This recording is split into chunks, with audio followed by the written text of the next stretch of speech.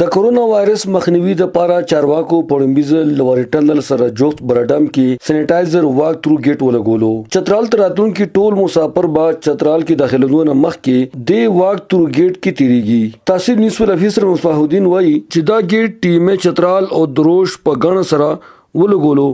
هغه ځاته کړه چې دی واک تھرو گیټ کې با مسافر باندې جراثیم کش سپری هم کیږي. د تحصیل میونسپل انتظامیه ویان امین الرحمن وایي چې د سره د کورونا وائرس مخنیوي کې پرمختګ وشي.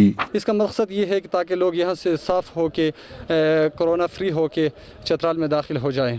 Additional assistant commissioner दरोश عبدالحق د دې واک تھرو گیټ معاینه وکړه او وی چې د دې غټه فائدہ بداوي چې د کې تیرودونکو د هر مسافر تبا یعنی ټمپریچر به هم معلومیږي. د سره به دغه قسمه شکی کسانو تشخیص او علاج په اسانه وشي. यहाँ पे ये है कि जितने भी यहाँ पे लोग आएंगे उनको भी एक ये मैसेज जाएगा कि जी यहाँ पे कोरोना वायरस के सिलसिले में जो इक़दाम उठाए गए हैं उनकी भी तसल्ली हो जाएगी कि हुकूमत जो है इस सिलसिले में संजीदा है. चतराल की तरफ پورې د کورونا وایرس 15 مریضانو ټیسټ پازیټیو راغلي دي. د سیمه حلقه دا هم وایي چې دا گیټ ډیر مخکې لګول پکارو. چلو ډیر آیت درست آیت دې کې به دا خلک د نن لاړ شو بار ته وځنو موږ به د وارث نه بچو.